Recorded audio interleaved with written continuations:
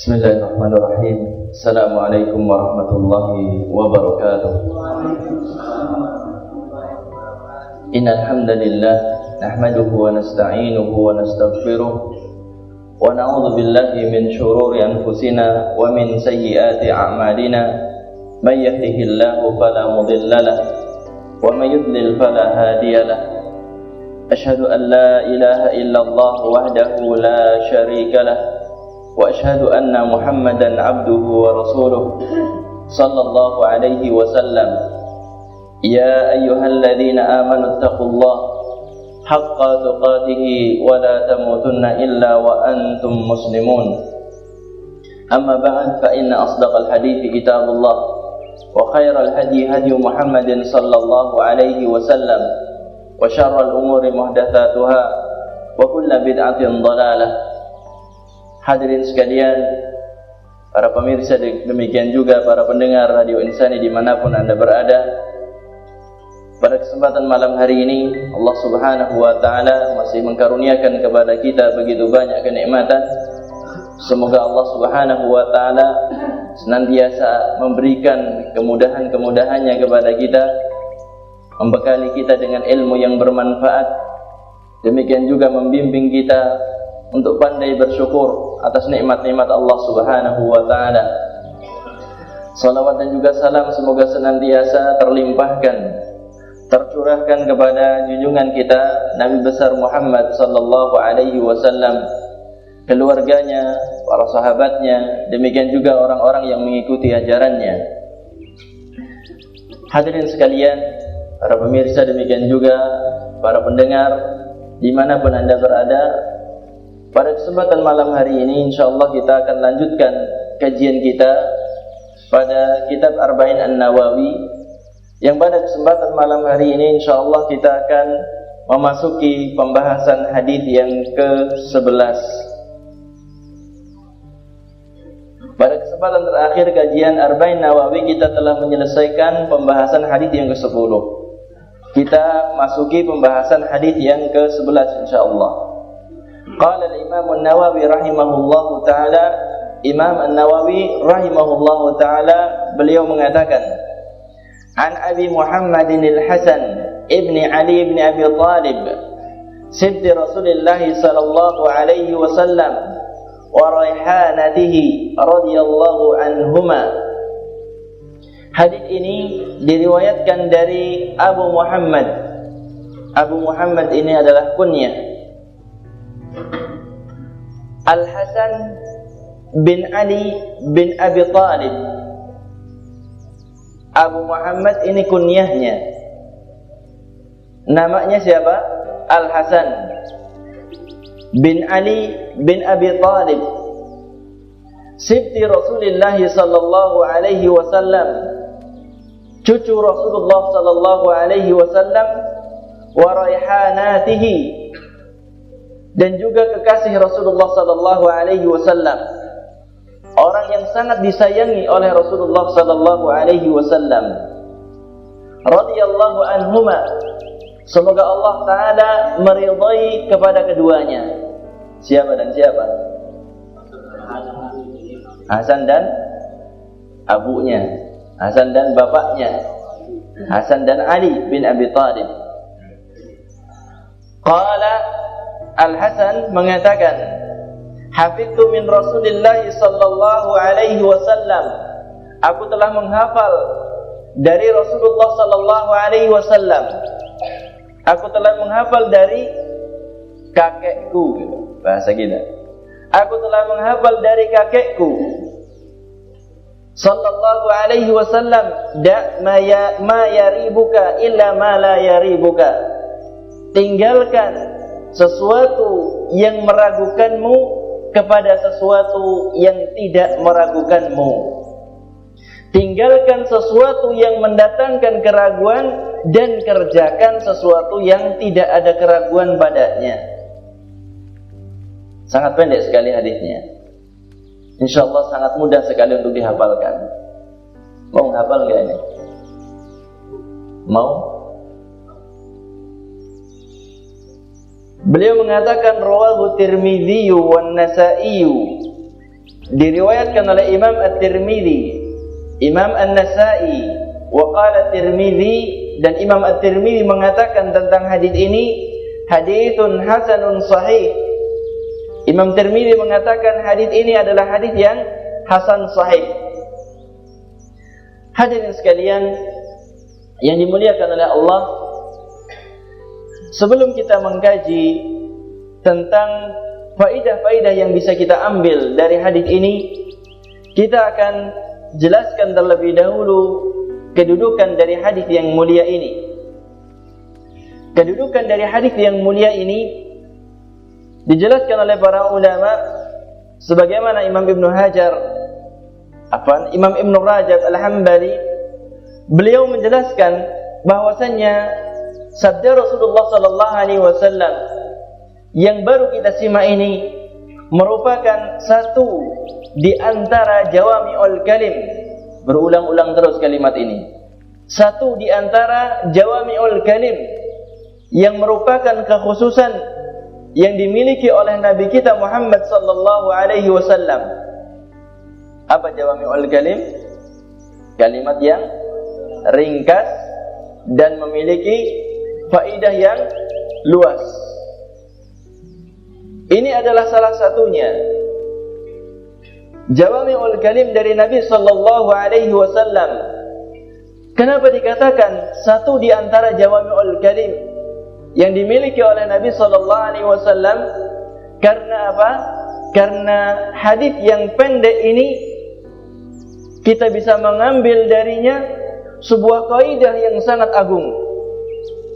Sebuah kaidah yang sangat agung di dalam Islam, yaitu apa? Yaitu seorang meninggalkan perkara-perkara syubhat dan melakukan sesuatu yang pasti, sesuatu yang yakin. Ini kaidah yang kita ambil darinya. Seorang berpegang teguh dengan hadis ini, maka artinya adalah apa? Dia meninggalkan perkara-perkara yang syubhat, yang samar, dan orang tersebut mengambil sesuatu yang sudah pasti. Sebagaimana seorang ulama yang bernama Ibnu Hajar Al-Haytami, beliau mengomentari hadis ini. Beliau mengatakan, "Hadzal hadits qa'idatun 'azimatun min qawaidid dini wa aslun fil wara'i ila akhir ma qala." Beliau menyebutkan bahwasanya hadzal hadits qa'idatun 'azimatun. Hadis ini adalah kaidah yang sangat agung dari kaidah-kaidah yang ada di dalam agama Islam ini. Wa aslun fil wara'i, dan hadis ini merupakan landasan, merupakan dasar bagi sikap wara', sikap kehati-hatian. Hadirin sekalian, para pemirsa, demikian juga para pendengar Radio Insani yang dirahmati oleh Allah, inilah kedudukan hadis yang mulia ini. Kedudukan hadis yang mulia ini bersama dengan lafadznya yang sangat sedikit. Semoga Allah Ta'ala memberikan kepada kita kemampuan untuk menghafalnya, kemampuan untuk apa lagi? Memahaminya, kemampuan untuk apa lagi? Mempraktekannya. Kita lanjutkan dengan mengkaji faidah-faidah dari hadis ini. Faidah yang pertama. Faidah yang pertama dari hadis ini adalah meninggalkan perkara syubhat akan menghantarkan seorang kepada sikap wara', sikap kehati-hatian dalam beragama. Apa hakikat wara'? Pada kesempatan-kesempatan yang lalu saya pernah menjelaskan tentang hakikat wara' dan zuhud, dan apa perbedaan antara keduanya. Dikatakan oleh Syekhul Islam Ibnu Taimiyah rahimahullahu taala, beliau menjelaskan tentang perbedaan antara wara' dan zuhud. Beliau mengatakan, az-zuhdu tarku ma la yanfa'u fil akhirah. Beliau mengatakan yang namanya zuhud itu adalah meninggalkan sesuatu yang tidak mendatangkan manfaat nanti di akhirat. Apa zuhud? Meninggalkan sesuatu yang tidak manfaat di akhirat. Kemudian beliau mengatakan wal wara'u, dan wara' itu adalah tarku ma tukhafu dararuhu fil akhirah. Adapun wara', beliau mengatakan meninggalkan sesuatu yang ditakutkan mendatangkan bahaya nanti pada akhirat.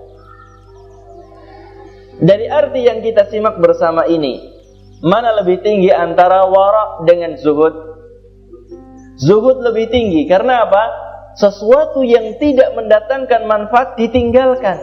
Kalau wara' ini adalah apa? Sesuatu yang dikhawatirkan akan mendatangkan bahaya ditinggalkan. Maka tentunya dari apa yang disebutkan oleh Syekhul Islam Ibnu Taimiyah ini, kita mengetahui bahwasannya zuhud kedudukannya lebih tinggi dari al-wara'. Hadirin sekalian yang dimuliakan oleh Allah, telah berlalu pada hadis yang ke-6. Berapa hadis yang sebelumnya berarti hadis ke-6? Sekarang hadis ke-11. Pada hadis yang ke-6 telah kita sebutkan dan telah kita kaji bersama tentang sabda Rasulullah sallallahu alaihi wasallam, seorang yang meninggalkan perkara syubhat, hakikatnya dia adalah orang yang menjaga agamanya. Siapa saja yang meninggalkan perkara syubhat adalah orang yang berusaha menyempurnakan, menjaga agamanya. Demikian juga menjaga dirinya, menjaga harga dirinya. Seorang yang meninggalkan syubhat, hatinya akan mendapatkan ketenangan, hatinya akan mendapatkan ketentraman.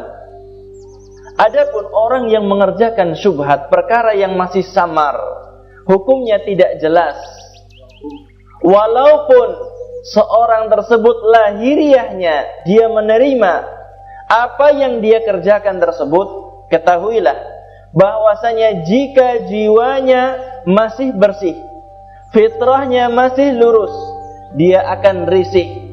Walaupun lahiriahnya dia mengerjakan perkara syubhat, tetapi jiwanya itu akan risih, jiwanya akan mengingkari, hatinya senantiasa gelisah, tidak akan pernah mendapatkan yang namanya ketenangan dalam kehidupannya. Ini adalah orang-orang yang masih lurus fitrahnya, masih bersih jiwanya.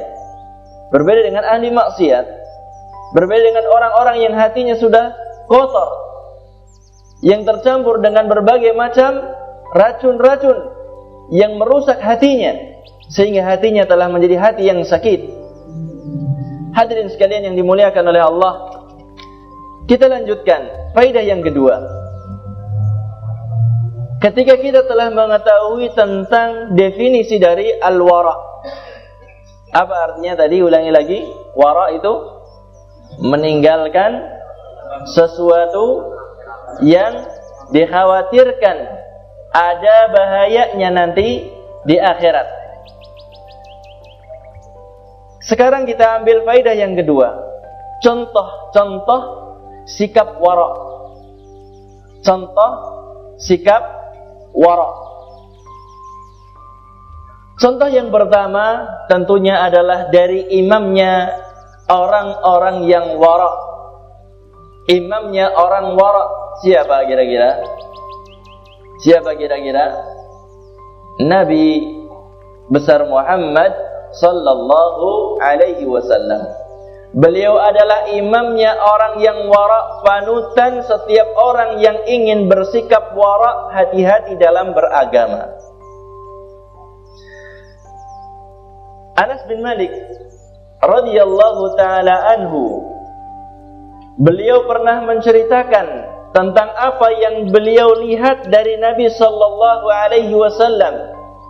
Sebagaimana kita tahu, Anas bin Malik ini adalah siapanya Rasul? pembantunya, pelayan Rasulullah sallallahu alaihi wasallam yang dititipkan oleh ibunda beliau yang tujuannya adalah untuk mendidik agama, dididik di sisi Nabi Muhammad sallallahu alaihi wasallam. Anas bin Malik menceritakan yang dia lihat langsung dari Rasulullah sallallahu alaihi wasallam.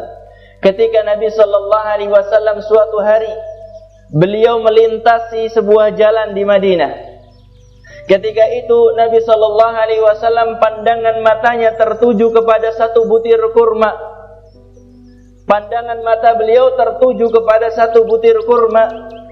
Kemudian beliau alaihi salatu wassalam bersabda, "Laula anni akhafu an takuna min as-sadaqah la akaltuha." Beliau sallallahu alaihi wasallam bersabda, "Laula anni akhafu an takuna min as-sadaqah la akaltuha." Kalau seandainya, sekiranya saja aku tidak khawatir kurma ini, satu butir kurma ini berasal dari sedekah, niscaya akan aku makan kurma tersebut. Nabi sallallahu alaihi wasallam, apa yang menghalangi beliau memakan sebutir kurma yang tercecer di jalan? Apa yang menghalanginya? Beliau khawatir kalau seandainya beliau memakan kurma tersebut, ternyata kurma tersebut adalah kurma sedekah. Padahal kurma sedekah ataupun apa saja sedekah diharamkan atas Nabi sallallahu alaihi wasallam dan ahli baitnya. Beliau sallallahu alaihi wasallam sangat khawatir. Beliau tidak makan kurma tersebut bukan karena kurma tersebut bercampur dengan pasir, kotor, jijik. Tidak sama sekali. Tetapi beliau sallallahu alaihi wasallam tidak memakan kurma tersebut karena apa? Khawatir kalau seandainya dimakan ternyata itu adalah sesuatu yang diharamkan atas diri beliau sallallahu alaihi wasallam. Inilah kehati-hatian beliau sallallahu alaihi wasallam yang dikisahkan oleh Anas bin Malik radhiyallahu taala anhu. Hadis ini diriwayatkan oleh Imam Bukhari, demikian juga Imam Muslim. Hadis ini diriwayatkan oleh Imam Bukhari dan Imam Muslim. Lihatlah bagaimana Nabi sallallahu alaihi wasallam begitu memuliakan makanan, begitu memuliakan yang namanya makanan, sesuatu yang mulia memang benar. Tidak boleh kita meremehkan yang namanya makanan. Rizki dari Allah subhanahu wa ta'ala. Berbeda di zaman kita sekarang ini. Di rumah-rumah kaum muslimin yang mengaku cinta Nabi, yang mengaku cinta Rasulullah sallallahu alaihi wasallam, yang mengaku ingin menerapkan syariat Islam, kita dapati di rumah-rumah kaum muslimin makanan itu terbuang sia-sia. Makanan itu terbuang dengan sia-sia. Lihat di tempat-tempat sampah kaum muslimin di zaman kita sekarang ini. Nasi begitu banyak. Lauknya yang berupa ayam, tempe, tahu, apalagi yang dibuang. Banyak sekali pokoknya. Kita melihat adalah berbeda sekali imam dengan makmumnya. Bukan salah imam, tetapi apa? Salah makmumnya. Tidak mau mempelajari bagaimana Nabi sallallahu alaihi wasallam dalam menghormati makanan, dalam menjaga nikmat Allah subhanahu wa ta'ala. Hadirin sekalian yang dimuliakan oleh Allah, laqad kana lakum fi Rasulillahi uswatun hasanah liman kana yarjullah wal yawmal akhir. Sungguh telah ada suri teladan yang baik pada diri Rasulullah sallallahu alaihi wasallam. Bagi siapa? Bagi orang-orang yang mengharap pertemuan dengan Allah dan juga hari akhir. Hadirin sekalian yang dimuliakan oleh Allah, jangan sampai kita mengikuti Nabi sallallahu alaihi wasallam adalah parsial saja. Sebagian orang mengikuti Nabi sallallahu alaihi wasallam dalam ibadahnya saja, yang lainnya tidak. Sebagian yang lain mengikuti dalam masalah akhlaknya saja, akidahnya tidak, dan seterusnya. Semoga Allah taala karuniakan kepada kita pengikutan yang sejati kepada Nabi kita Muhammad sallallahu alaihi wasallam dalam akidahnya, ibadahnya, dan juga dalam muamalahnya. Kita akan lihat yang kedua. Pertama adalah imamnya, orang yang wara'. Nabi besar Muhammad sallallahu alaihi wasallam. Orang yang kedua adalah orang yang terbaik setelah para nabi dan para rasul. Para nabi dan para rasul dikelompokkan kelompok pertama dalam masalah kebaikan. Setelahnya adalah apa? Para pengikut nabi dan rasul. Dan di antara mereka ada yang terbaik. Nabi dan rasul jumlahnya sangat banyak. Mereka semuanya punya pengikut. Siapa yang terbaik dari pengikut para nabi dan para rasul ini? Yang terbaik adalah Abu Bakar As-Siddiq radhiyallahu taala anhu. Nama beliau adalah Abu Bakar. Nama beliau adalah Abu Bakar siapa? Cinta sama Abu Bakar tidak? Cinta kok tidak kenal, bagaimana? Lupa. Sekarang lupa, kemarin tidak tahu. Seperti itu. Sekarang lupa, kemarin tidak tahu. Siapa nama Abu Bakar As-Siddiq? Tidak tahu benar? Namanya adalah di antara nama yang paling dicintai oleh Allah. Abdurrahman atau Abdullah, silahkan pilih. Abdullah ibnu Abi Quhafah. Beliau namanya adalah Abdullah ibnu Abi Quhafah, Abu Bakar As-Siddiq radhiyallahu taala anhu. Orang terbaik umat ini. Demikian juga orang terbaik umat setelah para nabi dan para rasul. Tidak ada yang menandingi beliau. Pengganti Rasulullah sallallahu alaihi wasallam, orang yang menyertai Rasulullah dalam hijrahnya ketika berdua di dalam gua. Siapa yang bersama Nabi sallallahu alaihi wasallam? Abu Bakar As-Siddiq. Ketika dua orang di dalam gua, kemudian apa? Orang-orang Quraisy datang mencarinya. La tahzan, innallaha ma'ana. Jangan bersedih. Sesungguhnya Allah bersama kita. Nabi bersama siapa? Bersama Abu Bakar As-Siddiq radhiyallahu taala anhu. Aisyah ini siapanya? Istri Rasulullah sallallahu alaihi wasallam. Anaknya siapa? Anaknya bapaknya. Ya iya, anaknya bapaknya. Anaknya Abu Bakar As-Siddiq radhiyallahu taala anhu. Aisyah menuturkan, menceritakan tentang waraknya Abu Bakar As-Siddiq radhiyallahu taala anhu.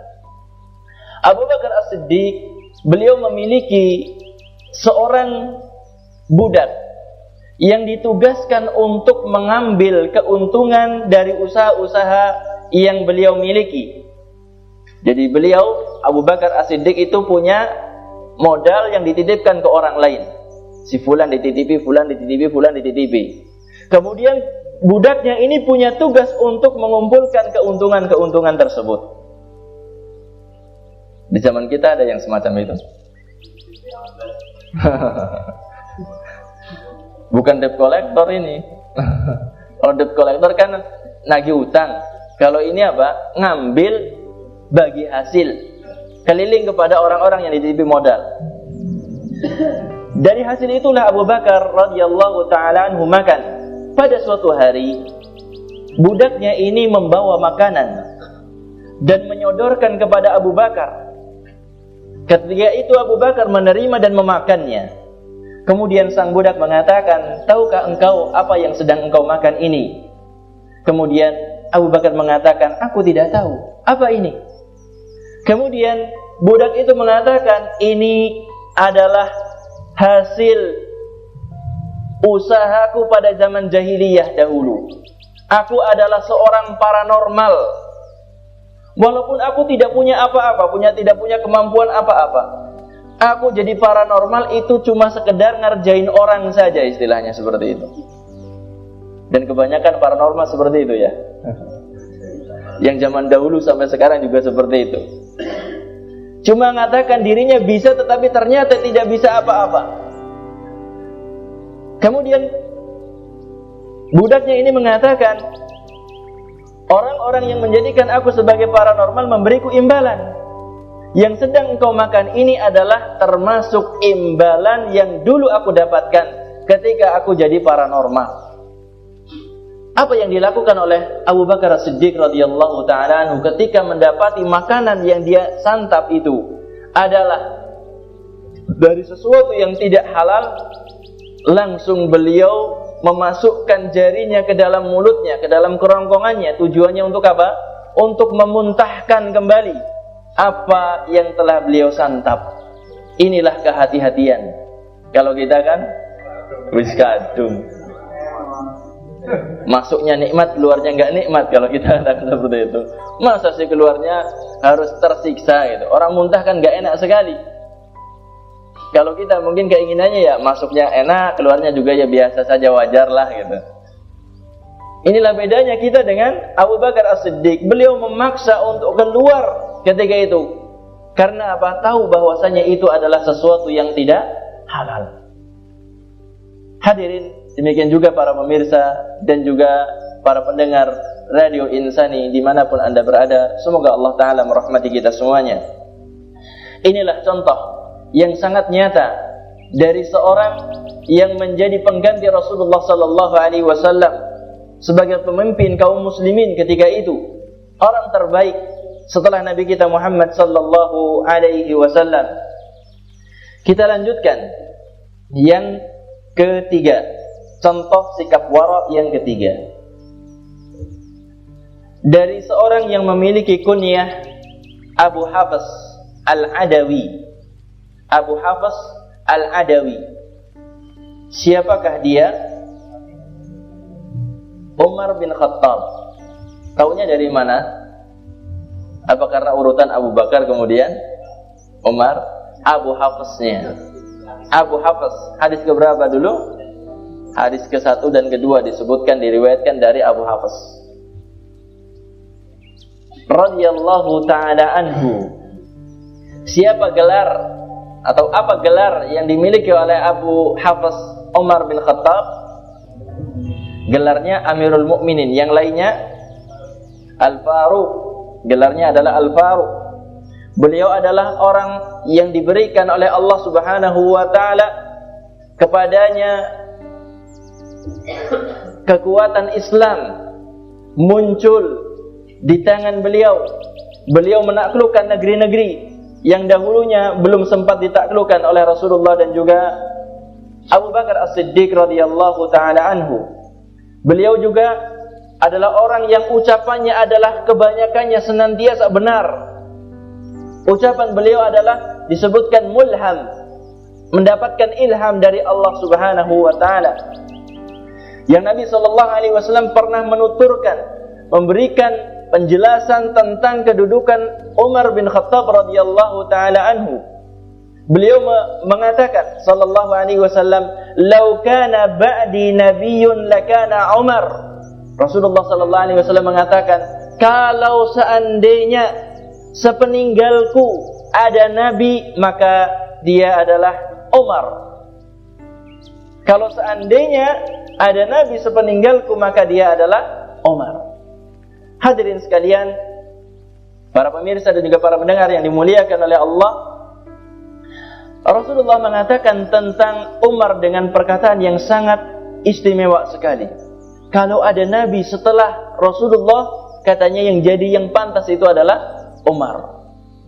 Sikap wara yang ditunjukkan oleh Umar bin Khattab radhiyallahu taala anhu, dalam sebuah riwayat dikisahkan bahwasanya Umar bin Khattab ketika itu sedang membagi harta rampasan perang.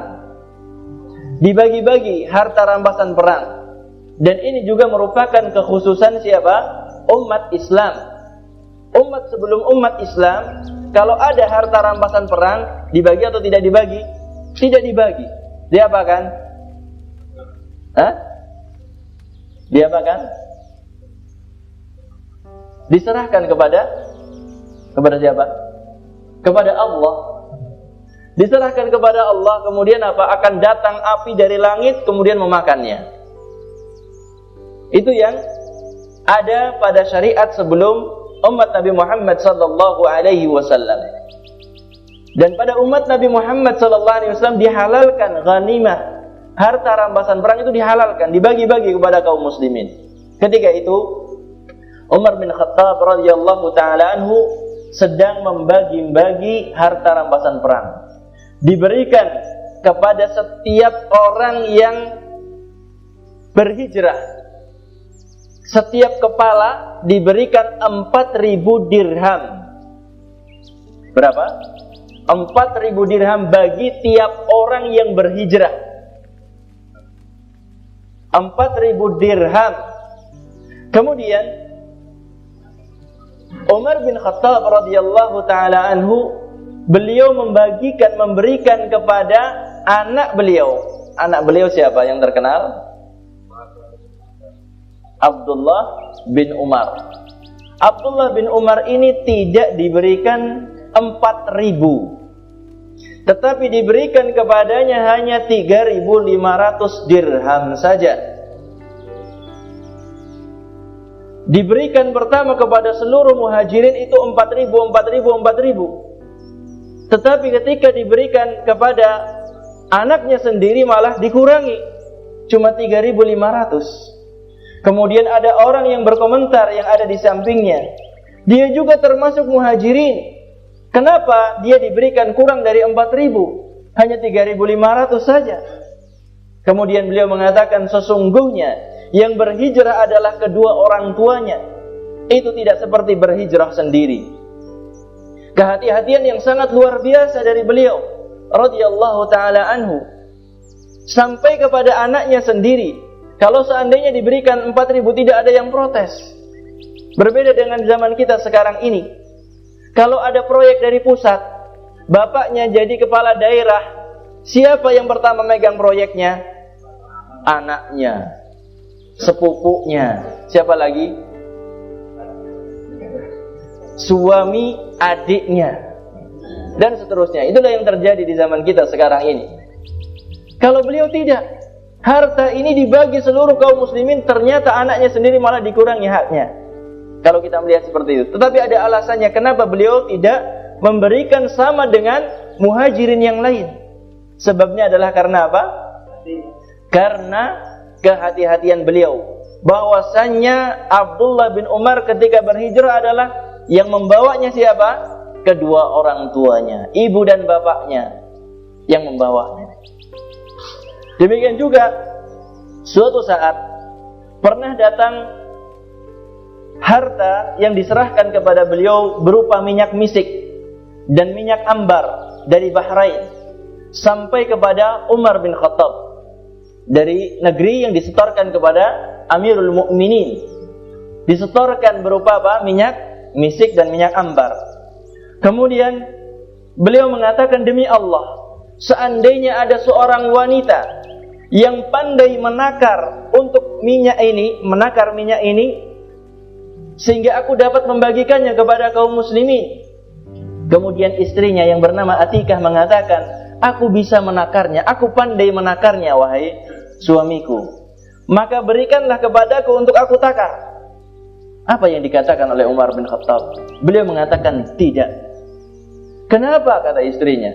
Beliau mengatakan, aku khawatir kalau seandainya kamu menakarnya, nanti kamu akan memasukkan jarimu ke minyak tersebut, kemudian menyala-nyala rambutmu dengannya.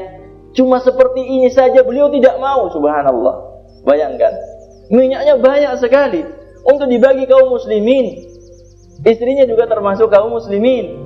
Dan beliau tidak mau kalau seandainya istrinya itu ngambil lebih sedikit dari kaum muslimin yang lainnya. Cuma sekedar menggunakan untuk rambutnya, berapa banyaknya sih? Kan gak bakal banyak. Tapi beliau sangat hati-hati sekali dalam masalah ini. Semoga Allah Ta'ala memberikan kemudahan kepada kita semuanya. Untuk apa? Untuk mencontoh Nabi kita Muhammad SAW sebagai imam kita, Abu Bakar, kemudian Umar radhiyallahu ta'ala anhuma. Semoga Allah Ta'ala meridhai keduanya. Kemudian kita lanjutkan yang ke berapa? Yang keempat sekarang. Yang keempat adalah Utsman bin Affan radhiyallahu ta'ala anhu.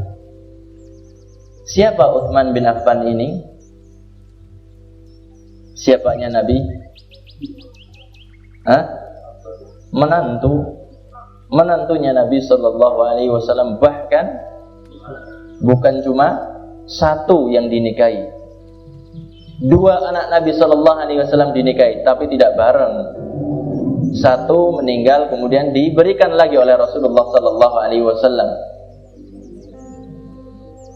Utsman bin Affan, sehingga beliau ketika mendapatkan dua anak Rasulullah sallallahu alaihi wasallam digelari dengan apa? Dzu Nurain, yang memiliki dua cahaya. Cahaya itu adalah siapa sama siapa? Ruqayyah sama Ummu Kulthum. Ruqayyah sama Ummu Kulthum. Utsman bin Affan memiliki keistimewaan yang sangat besar sekali. Beliau adalah seorang yang malaikat itu malu. Malaikat itu malu kepadanya. Sebagaimana disebutkan dalam beberapa riwayat, bahwasanya malaikat itu malu sekali kepada Utsman bin Affan. Beliau radhiyallahu taala anhu memiliki jasa besar kepada kaum muslimin yang tidak akan terlupakan sampai akhir zaman. Jasa apakah itu? Mengumpulkan mushaf yang tadinya adalah bermacam-macam jadi satu mushaf. Mushaf yang tadinya bermacam-macam kemudian dijadikan satu mushaf dengan jasa siapa? Utsman bin Affan radhiyallahu taala anhu. Demikian juga beliau menginfakkan hartanya yang sangat besar di dalam Islam, di dalam perjuangan bersama Nabi sallallahu alaihi wasallam. Beliau membeli sumur apa? Sumur bukan Zamzam. Sumur Ruman yang ada di Madinah, yang dibutuhkan sekali oleh kaum muslimin. Beliau beli dengan hartanya beliau. Dan begitu banyak sekali manaqib ataupun keutamaan yang dimiliki oleh Utsman bin Affan radhiyallahu taala anhu. Dalam sebuah riwayat yang disebutkan di dalam kitab Hilyatul Awliya, bahwasanya suatu hari Utsman bin Affan menjamu orang-orang dengan makanan bangsawan. Menjamu tamu dengan makanan para bangsawan, makanan yang sangat nikmat sekali. Akan tetapi beliau sendiri kemudian masuk ke dalam rumahnya dan beliau makan roti bercampur dengan minyak saja. Beliau tidak makan bersama orang-orang yang dijamunya. Beliau sangat berhati-hati dalam masalah ini. Inilah yang dicontohkan oleh beliau kepada kita. Ketika menjamu orang dengan sesuatu yang memang tidak apa-apa, tetapi apa? Kita sendiri bisa makan dengan apa? Sisanya. Mau? Atau harus bareng dengan tamunya? Kalau adat, kebiasaan yang ada di kabilah-kabilah di Arab sekarang ini, sampai sekarang ini, ketika menjamu tamunya, tuan rumah itu tidak makan bareng dengan tamunya. Apa yang dimakan oleh tuan rumah? Sisa yang dimakan, yang diacak-acak oleh tamu. Itu yang dimakan. Saya ketika pertama kali melihat, subhanallah, kaget sekali. Biasa kalau ada tamu, kemudian apa? Yang namanya santri biasa senang makan. Ngumpul, ikut. Setelah tamunya pergi, kita ikut makan di situ. Dan syekh kita sendiri makan bersama kita sisa tamu. Yang mungkin di situ cuma sekedar ada apa? Nasinya masih banyak, dagingnya tinggal tulang-tulangnya saja. Dan itulah yang dilakukan oleh orang-orang sampai zaman kita sekarang ini di kabilah-kabilah di Arab itu masih seperti itu. Memuliakan tamu luar biasa. Mereka nggak mau makan bersama tamunya. Hadirin sekalian, para pemirsa, demikian juga para pendengar dimanapun Anda berada. Kita lanjutkan yang ke berapa sekarang? Yang kelima. Contoh sikap wara yang kelima. Ali bin Abi Thalib radhiyallahu taala anhu. Siapanya Nabi? Keponakan, sepupu Nabi sallallahu alaihi wasallam dan sekaligus menantu beliau sallallahu alaihi wasallam. Beliau adalah memiliki kedudukan yang sangat mulia yang digelari dengan Farisul Islam, penunggang kuda di dalam Islam. Beliau digelari dengan Farisul Islam. Dan beliau ucapannya adalah sangat tegas sekali, sangat jelas sekali, tidak ada kegagapan sedikitpun dalam ucapan beliau. Nabi SAW menyebutkan tentang beliau, keutamaan beliau. Beliau SAW bersabda, "Anta minni bimanzilati Harun min Musa, illa annahu la nabiyya ba'di." Nabi SAW bersabda tentang Ali, "Engkau kedudukannya di sisiku adalah seperti kedudukan Harun bagi Musa. Hanya saja tidak ada nabi setelahku. Hanya saja tidak ada nabi setelahku." Ini menunjukkan kedudukan yang sangat mulia. Kedudukannya sama dengan kedudukan Harun bagi Nabi Musa alaihi salam. Yang kedua-duanya adalah sama-sama nabi, tetapi Nabi SAW mengatakan, hanya saja tidak ada nabi sepeninggalku. Dan Rasulullah SAW juga bersabda, "La yuhibbuka illa mu'minun, wa la yabghaduka illa munafiq." Tidak ada seorang yang mencintaimu wahai Ali kecuali dia adalah seorang mukmin. Rasulullah mengatakan, seorang yang mencintai Ali adalah seorang mukmin, dan tidak ada yang membenci dirimu wahai Ali kecuali dia adalah seorang munafik. Ini adalah manaqib yang sangat mulia, kedudukan yang sangat mulia yang dimiliki oleh Ali bin Abi Thalib radhiyallahu taala anhu. Apa yang dicontohkan oleh beliau tentang sikap wara? Beliau radhiyallahu taala anhu, sebagaimana kita ketahui, adalah Amirul Mukminin dan menugaskan seorang sebagai pemimpin di suatu daerah yang bernama Akbari, bagian dari wilayah Kufah. Kemudian Ali berkata kepadanya, "Salatlah zuhur di tempatku." Ali mengatakan seperti itu. Kemudian Abdullah bin Umair ini mengatakan, "Aku pun mendatanginya, karena aku tidak ada alasan bagiku untuk tidak mendatanginya. Ketika sampai, aku dapati padanya ada cawan berisi air dan cangkir. Lalu dia meminta dibawakan mangkuk, membuka tutupnya dan makan dengan rebusan air kacang. Maka aku pun berkata, 'Wahai Amirul Mukminin, engkau mengkonsumsi seperti ini di Irak, padahal Irak memiliki makanan yang lebih dari ini.'" Jadi Abdullah bin Umar ini mengatakan, sesungguhnya di Irak itu makanannya yang lebih enak dari ini banyak sekali. Kenapa engkau makan cuma dengan yang semacam ini saja? Kemudian Ali bin Abi Thalib mengatakan, "Demi Allah, tidaklah aku lakukan hal ini karena aku bakhil terhadap makanan. Dan engkau tahu bahwa aku tidak ada yang lebih menjaga milikku daripada aku." Maksudnya hati-hati kepada kepemilikanku. "Aku tidak suka mengadakan sesuatu yang tidak aku miliki, dan aku tidak suka memasukkan sesuatu ke dalam perutku kecuali yang baik." Dalam artian apa? Yang jelas-jelas merupakan hak dirinya, hak beliau sendiri yang akan beliau masukkan ke dalam perut beliau. Radhiyallahu ta'ala anhu.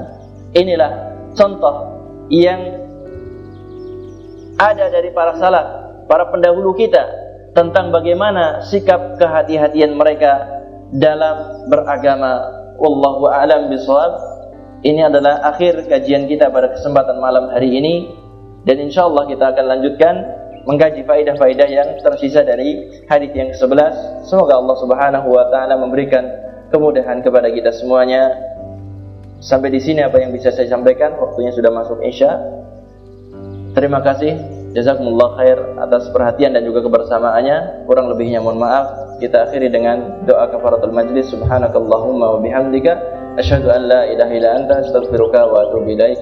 Assalamualaikum warahmatullahi wabarakatuh.